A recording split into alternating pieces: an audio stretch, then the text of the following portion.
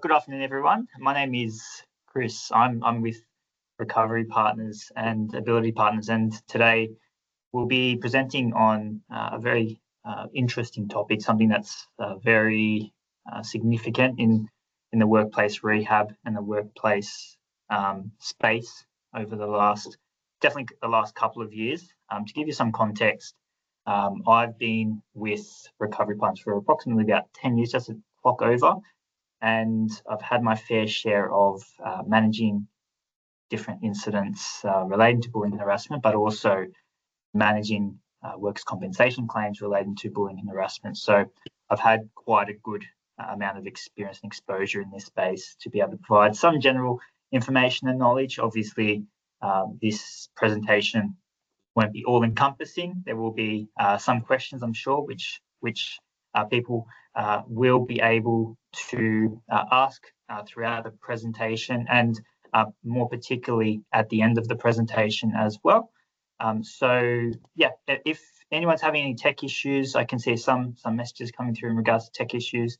Try and jump back into the presentation. We've done all our IT and presentation checks, and everything seems to be checking out. So if there's an issue, it's most likely coming from your end, but definitely keep us updated if there's ongoing issues. Now, in terms of the presentation today, we will have an opportunity for questions at the end. There will also be one lucky winner of a $100 Prezi voucher, which will be announced after the presentation, pending who has joined. So that will be announced after to the lucky winner. Now, I'll kick off with the presentation. Feel free to put any questions in the chat as we go. If there's anyone that wants to verbally ask a question, can be left till the end of the presentation. So the purpose of today's presentation is to raise awareness about bullying and harassment, identifying the early signs both in the workplace and with prospective interactions with a co-worker, with a staff member, or even a friend or a family member. This is not just for individuals that have a workplace relationship with a person, but also someone that could be very close to you. Also, most importantly, equipping employees and managers with how we could best handle these kind of situations when it arises in a workplace. And it does matter. This is a very important topic. Like I said, it's been emerging and very significant topic over the last, definitely the last couple of years. Post-COVID seems to be getting worse in terms of the number of claims that we're seeing in terms of bullying and harassment, whether that's because of increased understanding and knowledge about the space and more awareness of your own rights. Maybe that's a potential factor that has resulted in the increase in prevalence of bullying and harassment cases. But yeah, regardless, it's a very important topic. Now, I appreciate that there are going to be some people on this presentation today that might have been a victim of bullying and harassment. Now, if any topics or conversation points arise today that bring up some bad memories and potentially bring up some feelings that are not so favourable and not feeling a bit down, there's definitely ways that you can get support. My favourite is Lifeline. They're a very good service as a starting point. They can be contacted on 131114. They've also got a text line as well. Sometimes people might not feel up to calling and speaking to someone. I appreciate that if someone's dealing with mental health problems at the time, then communication and wanting to interact and correspond with others can be very difficult. So they've also got a text line. That's 0477 131 114. So if needing to get those details, you should be able to get that quite easily online as well. So hopefully no one on this presentation today is having any feelings of sadness, contempt due to the presentation, but obviously those contacts are available in that instance.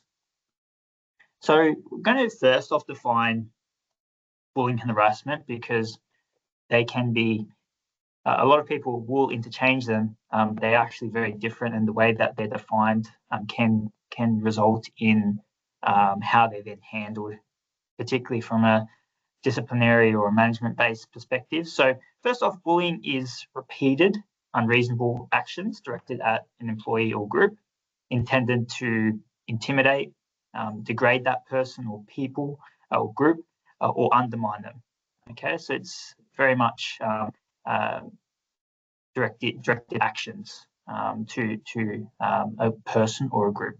Okay, harassment is unwanted behaviour relating to race, gender, religion, disability, or other protected characteristics, and it would generally violate that person's dignity or create a hostile environment. Okay, so the key difference there is that bullying may not be illegal unless it involves those protected characteristics. Harassment, typically in its definition, is always going to be in that illegal sector where disciplinary action must be taken if it's been identified in the workplace. So it's important that, particularly when bullying and harassment can be in the form of silent actions, activities, and can be very much behind the scenes, as we'll see in a video upcoming. So it's important to recognise the visual signs, which I've outlined here in terms of behavioural indicators. That can be verbal abuse, deliberate isolation, undermining work or spreading rumours, excessive or unfair criticism. Now, the victim symptoms, the person that's receiving that bullying harassment, you might notice some changes in their behaviours and how they interact with others. Usually, a big presentation is when someone's personality changes drastically, and there's no real reason that you can put your finger on it. So these kinds of symptoms, anxiety, depression, absenteeism is a big one as well, low morale, and declining performance. So I often see in the management space where declining performance isn't always due to the motivation or that person's ability to perform the role intrinsically, but there's a lot of external factors and mental health considerations that need to be taken. So that can be very important to keep in mind, particularly in those performance management conversations. Now, within the legal framework, these are some of the laws and regulations that have been put in place to protect individuals that are the victim of bullying and harassment, but also gives quite clear, strict direction in terms of what should be done when this happens. Now, when with regards to the employer responsibilities, they do have a duty of care to anyone that's the victim of bullying and harassment within the workplace. Implementing policies and acting on the reports of bullying and harassment, everything has to be taken seriously, irrespective of how many reports have been made by that person. Maybe the nature of the report does seem a little bit off, doesn't seem quite factual.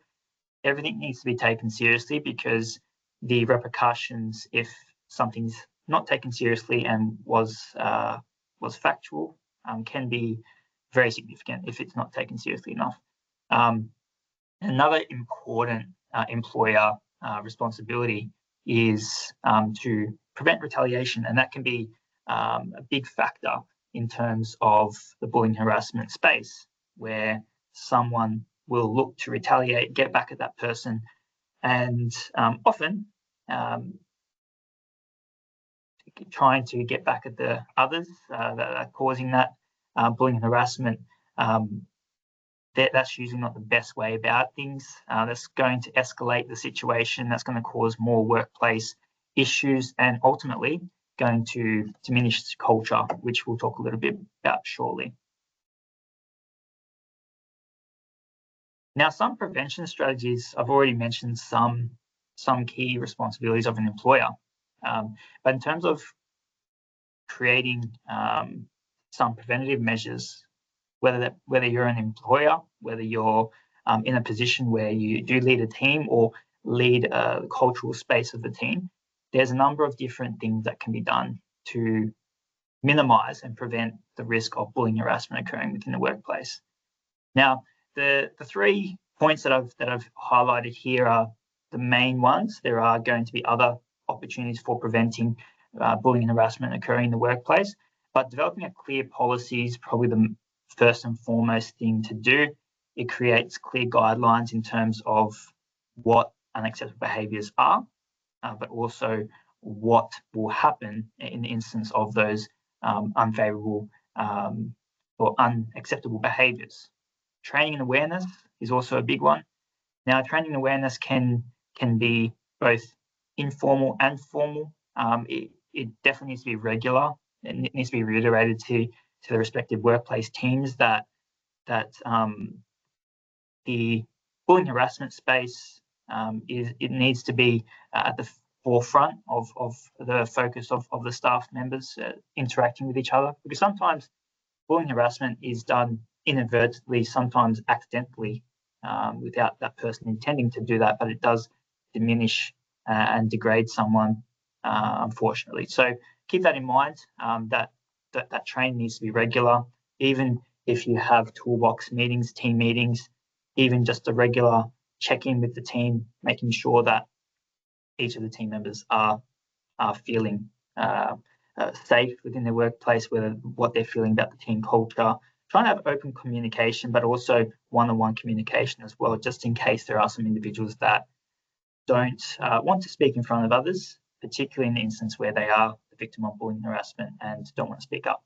Okay, and that sort of ties in with the last point in regards to creating a respectful culture. And we all want to work in a respectful culture where communication's open. As for any of the leaders on the meeting, being able to model that leadership and being able to treat everyone within the team with respect is the most important factor in terms of creating a positive work culture. If the leader isn't leading the way, then that will create issues throughout the team and ultimately not be sustainable. And whenever these kinds of things occur in terms of bullying and harassment, being very strict in terms of your response and reaction, being very consistent with the response is important too. You want to be intolerant of those behaviours, and you want to make sure that that's consistent across the board, irrespective of who has made that report and what your response is. So we've got a short video here, goes for about 2 minutes, give some clear examples of what bullying and harassment could look like in the workplace. Some are very subtle, some are very obvious, and what this video will show is how those separations can be seen. Now, we have done a bit of a try run with the video, and at times the video can't be heard. I'm going to add captions to this, and there will be a link provided for this video as well, so that you can review it at a later date should you have any tech issues.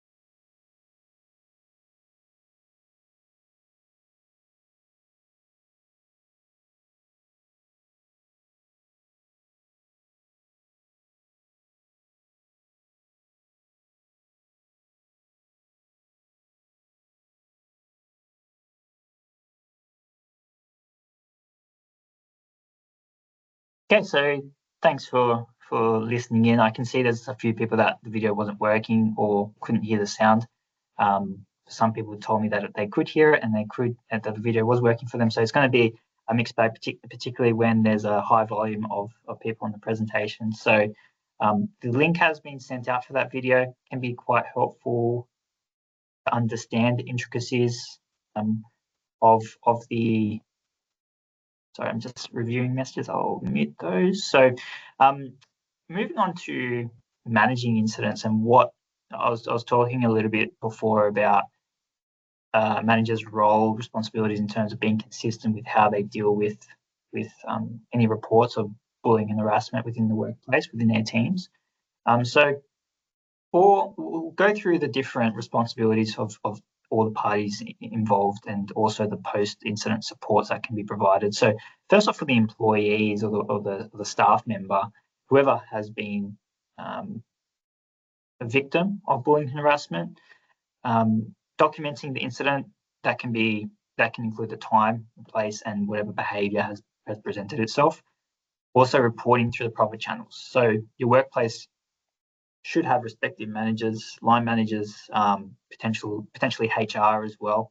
It's important to make sure that it's reported through those channels rather than through other staff members that don't necessarily have responsibilities in the management or group or team behaviour space. HR line management is definitely a good option there. For managers or for HR, again, taking all complaints or reports seriously.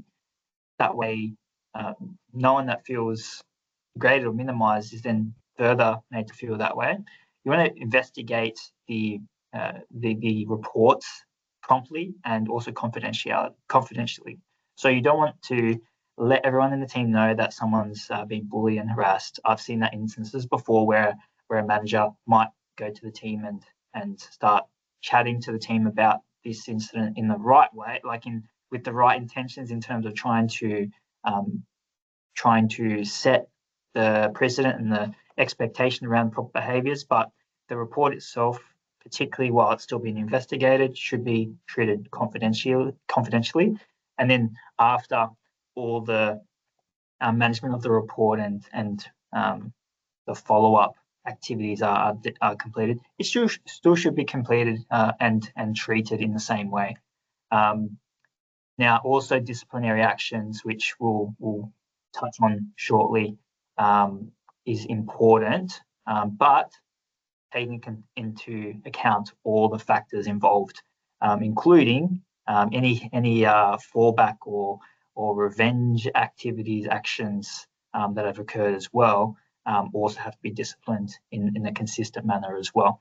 So making sure that the discipline matches what's been set in those policies and procedures that we previously mentioned as well. They have to be consistent, otherwise there will be a lack of break of the chain in terms of the process for all staff members and understanding of what should happen once a report's put through.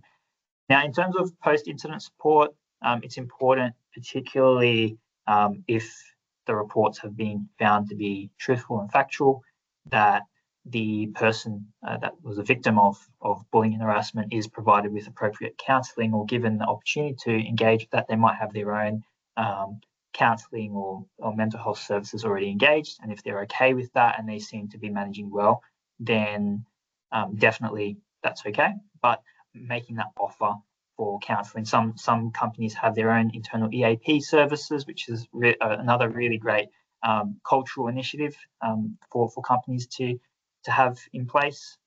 Not compulsory, but can be a good gesture for the staff members.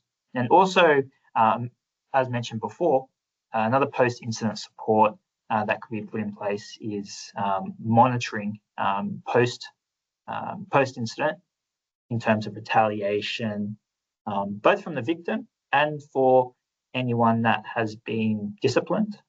Can be really important to make sure that that's monitored closely to avoid any escalations or any further incidents of bullying harassment in the workplace. Now, I've got a poll up. A poll should be coming up shortly, I believe. I'll keep an eye out for that. Now, in a recent study of workplace bullying, how many bullied employees opted not to report the abuse? Now, there should be a poll that's come up for everyone. So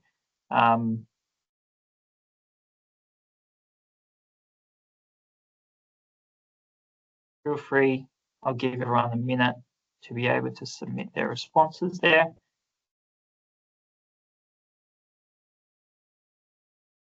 See some people just entering it in the actual chat itself, which is fine too.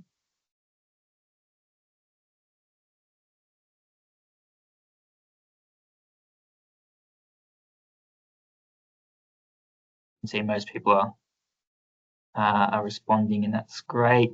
I'll move on to the next slide where we'll deep dive into this question a little bit further. And the answer is correct for most people that have answered B. That is correct. So a study by UOW found that around 60% of bullied employees chose to leave their workplace instead of reporting the abuse, which is really, really significant when you think about it, that someone would rather leave the workplace than report it. It shows potentially a number of issues within the process there, whether they don't have enough confidence in the process that's been set up. That's the same process that we've just discussed earlier in terms of setting up culture, the right processes, policies, and disciplinary measures. Another study by Safe Work Australia reported that up to 75% of bullied employees do not report the workplace bullying. So again, another significant statistic there that does demonstrate a lack of communication, a lack of potentially confidence in the processes or management, or potentially that person themselves might not feel supported enough to be able to communicate that to the right channels, or maybe sometimes the respective employers or other members of the team that are responsible for those reporting channels might also be seen as involved within that process, and that can be quite challenging as well. And that's where alternate line managers could be an option. There are also external groups that can be reached out to if needed as well.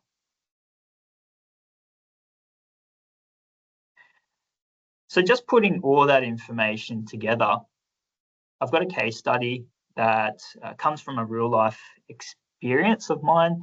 It was something that I thought would be quite handy for us to be able to discuss. Now, I'll read that for everyone. For those that can't see the screen appropriately, but do have sound, I'll read it out. Feel free to read along. Over a 9-month period, an apprentice at an electrical company in Orange, New South Wales, reported being subjected to bullying by several colleagues, including a direct team leader. The alleged bullying occurred in the workplace, that is, during the work hours and on site, and ranged from verbal abuse, stolen tools, undermining the apprentice's work, and berating him. The apprentice has finally brought this to the attention of the area manager during a direct face-to-face meeting where he has brought recorded audio evidence. Now, for anyone that's on the line at the moment, does anyone want to share what they might do in this situation? Some of you might have had that exposure before. Feel free to come off mute if you want to share. Otherwise, I do have my own responses. What was actually done in this instance? I'll give everyone about 20 seconds.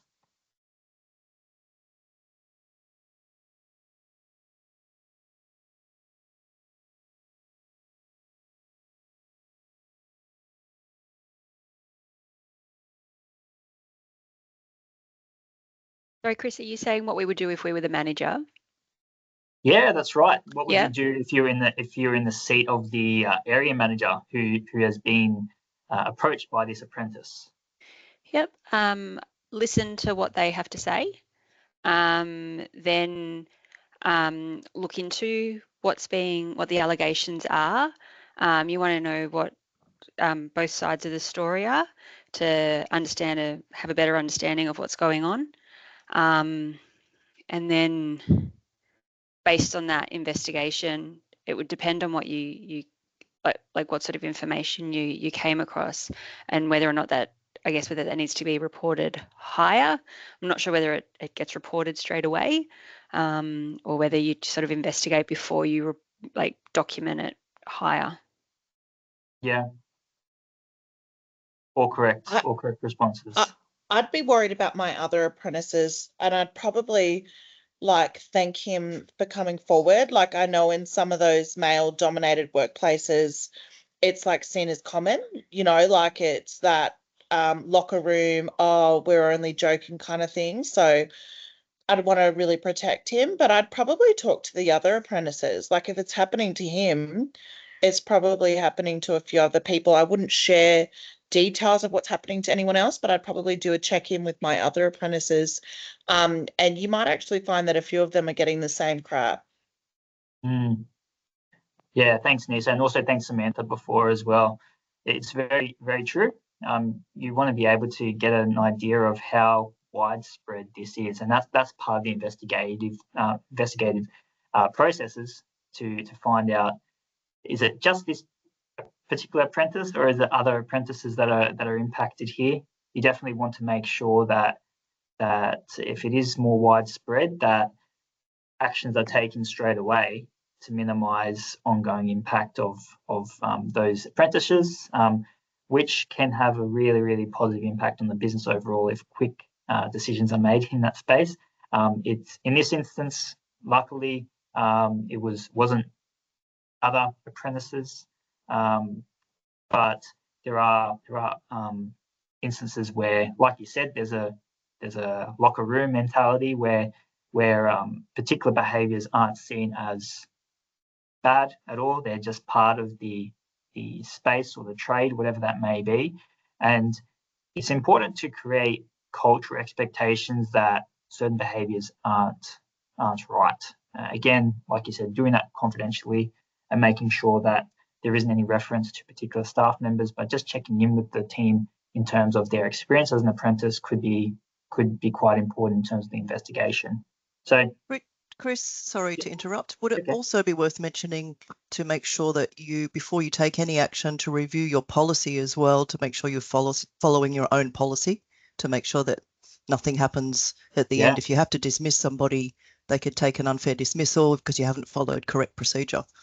That's right. Exactly. Yeah. You want to be able to follow everything outlined in your own policies and procedures, because, like you said, if you're not following that to the T, then there are going to be repercussions in terms of unfair dismissal cases being able to open up, and also being successful if the inconsistency between what actions have been taken and the actual policy are way off. And I've seen instances before where incorrect policy development has been set up, actions have been taken rightly so, and the actions that have been taken I would say, are appropriate, but without the correct policies in place, it can almost fall through.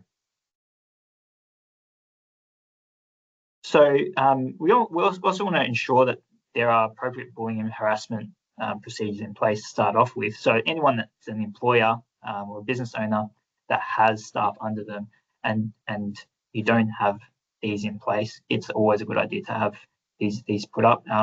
You can either get external organisations to assist with you. There's a lot of online resources that can be used to help developing these particular procedures. And if you've got your own HR team, then obviously that will fall within their role and responsibility to help develop that.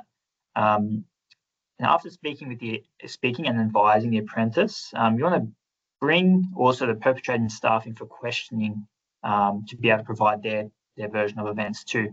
Part of the investigation process is to obviously see all aspects of the scenario, of the events that have occurred, and then making sure that you're making an informed decision. You want to consider temporary stand down of respective perpetrating staff if there's appropriate evidence that bullying harassment has occurred. In this instance, there was recorded audio, which is very very clear evidence. Now, if there's not enough appropriate evidence in place, then temporary stand down can potentially fall under, again, not necessarily an unfair dismissal, but unfair disciplinary action within the workplace environment. So keep that in mind as well. And then finally, if it's deemed that the bullying harassment has occurred, then disciplinary action will need to be taken if you're confident. And this may range from performance management, in extreme circumstances, dismissal. Again, making sure you're following those procedures that you've got in place. Now, use caution when allocating the apprentice to particular work sites as well. We want to keep a close eye and care of that apprentice. You have to make sure that considering is made to minimise retaliation from the accused staff to the direct supervisor. Also, making sure that if able and your workplace setup allows for it, having them at alternate workplaces. Sometimes you still might allocate them to a different supervisor, but then they're still going to bump into the perpetrating supervisor at the workplace.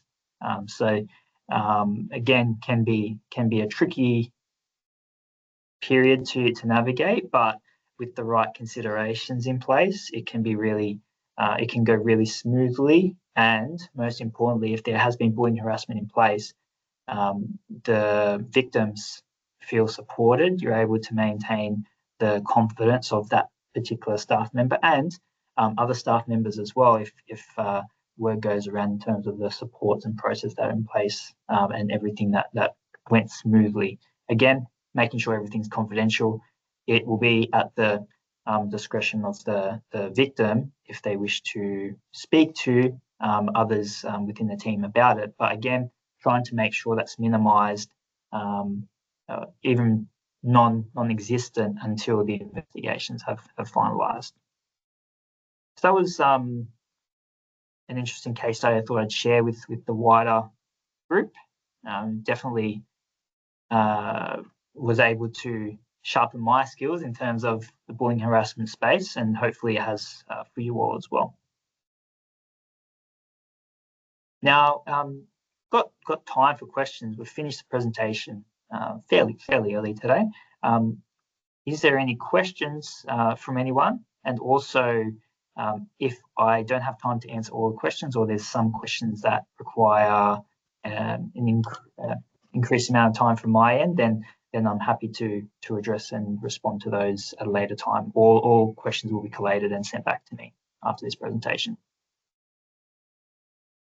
I have a question. I also asked one earlier in the group chat, but the one that I really wanted to ask was, so say if you do your investigation, say if you do find that someone has participated in workplace bullying, is that substantial grounds to not have them continue in the workplace, or do you potentially have them continue and then you see it again? When do you call it? Sure.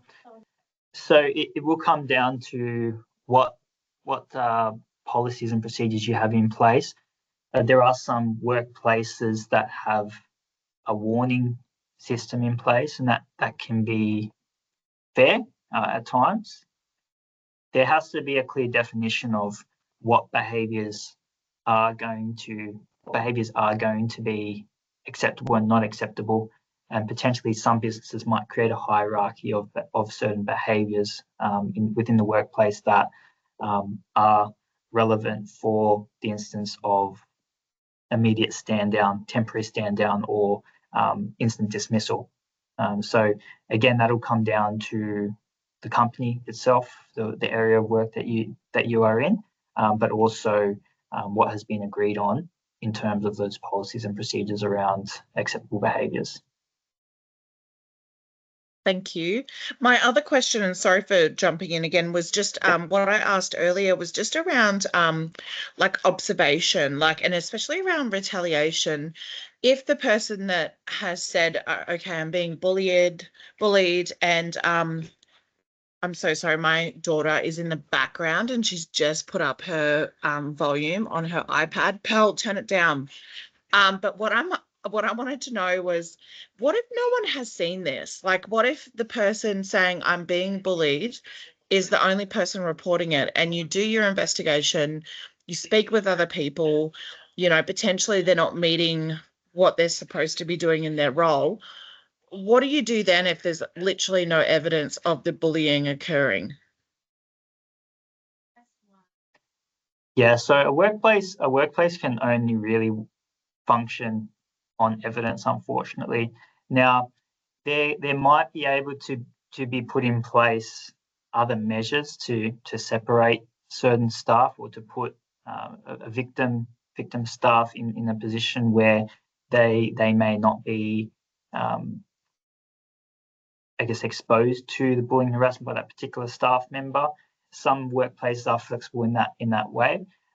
If they work really closely together and there's no adjustments, then that's where we're going to have to look at alternative options in terms of role changes, changing in a person's role responsibilities so that they aren't in the same vicinity as each other. It can be quite challenging, but again, you can only really act on available evidence. Otherwise, it goes back to the unfair dismissal in terms of not having the evidence, making sure that any evidence that's in place is airtight, so that if someone decides to turn around and say I was unfairly dismissed, but that doesn't fall through, and they potentially can take legal action after if there wasn't enough evidence in place.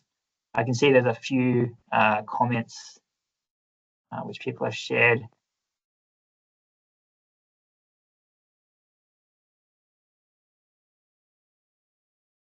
Okay, thanks everyone for providing feedback. Is there anyone that has any verbal questions?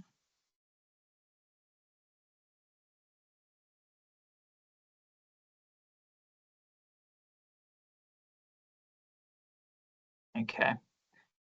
Like I said, we'll collate a list of questions that I can't get to. I might just go through them quickly now. I was going to say Kylie's question was quite interesting. What should you do if your manager overlooks your complaint or harassment, or the complaint of harassment, or doesn't believe you or doesn't follow through with it? What do you do then? Thanks, Samantha. Yes, I'm just trying to work through my chat and with the presentation still up for me on my view. So if the manager, and they're the senior manager, if they're not a senior manager, you can potentially escalate higher in the instance of the particular the scenario that was provided in the previous slide.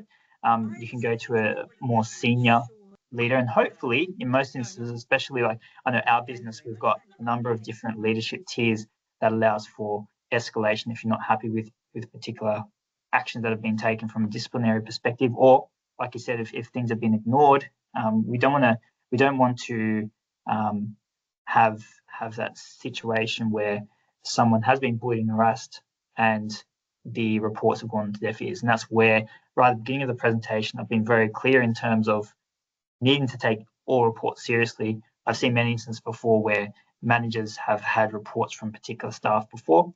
There's not enough evidence, or they feel that some of the information is fabricated. It may or may not be. You still need to take things seriously as a manager.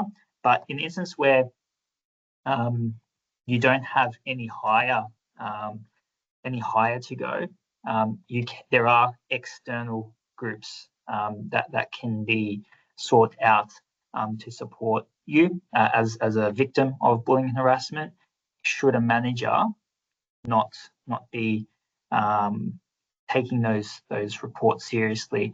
And within each state and jurisdiction, there are different groups that you could reach out to, whether that be the WorkSafe body in that state, or could even go direct to the company's workers' compensation insurer as well. There's different options that you could take.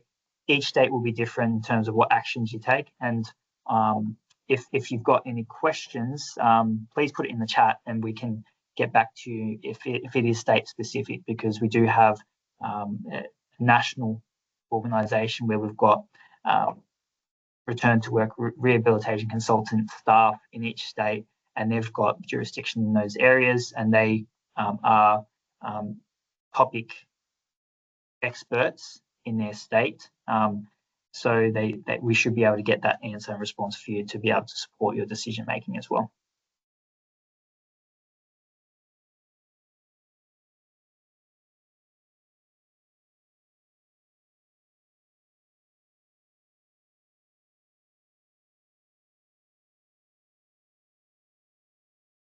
Got another question from Ronald. Thanks, Ronald. Also from Nisa as well. So Nisa's question was in regards to external groups that can be linked in from an employer perspective. Just definitely semi-covered by my response. Again, if you need specific information around what state you're in, please feel free to put that in the chat, and then we can definitely provide some further feedback to support your decision-making processes. Ronald has just asked, what if the manager is the one that's doing the harassing? What should you do? Now, in the scenario that the owner could very well be that direct leader that was causing the bullying and harassment. Again, you can go through the external channels to escalate any bullying and harassment that's occurred. Particular WorkSafe groups within each state and jurisdiction should be able to investigate any reports that are put through in an unbiased manner. If anything, will probably be more unbiased than an internal investigation, but it is the hope that most internal investigations are also unbiased as well. Thanks, Nisa. We'll get that back to you in terms of ACT. Lisa's just asked what evidence would be needed or required. That's a good question. So there's a range of different evidence that could be provided in terms of having the right amount of information and evidence to take action. Again, has to go back to the policies and procedures and what you've set in place as unacceptable behaviours and not. In order to be able to have enough evidence, you need to more clearly define what behaviours and what actions have taken place that are unacceptable. Evidence may include any kind of video footage. We don't want staff going around taking videos. In the scenario that I provided, which is a real life scenario, the staff member that went to the regional manager did have some audio, which could be used. Again, that audio wasn't given consent to a person being recorded, but in an instance where bullying and harassment's being presented, it's a form of evidence still. In terms of written evidence, sometimes email correspondence, chat correspondence. A lot of organisations have internal chat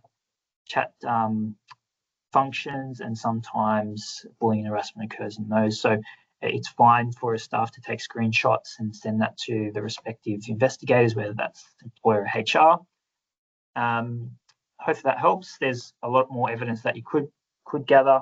Again, you want to be able to get the report directly from the victim and also the perpetrator. You want to be able to get some potential witnesses as well. If you feel that there are appropriate witnesses that you could ask to provide evidence, that's also something that could be helpful as well. Now, a question from Victoria.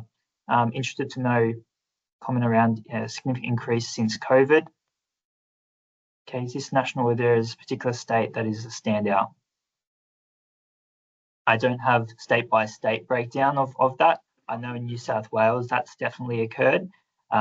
Nationally, I would also say, I think I've seen a stat that has suggested that it's also increased nationally as well. So in most states and jurisdictions, you should find that that has been the case. Now, again, I think there's a few different reasons for it. I think there's definitely an increase in recognition of mental health, which is a really good thing, I think. Also, at the same time, that increased recognition does bring about increased reporting of any bullying and harassment cases. You will see in the stat that I provided earlier that there's still a lot of people that don't disclose or report bullying and harassment. With an increased recognition of mental health and that it's okay to not be okay, essentially, that people will have more confidence and are feeling more empowered to be able to stand up for themselves.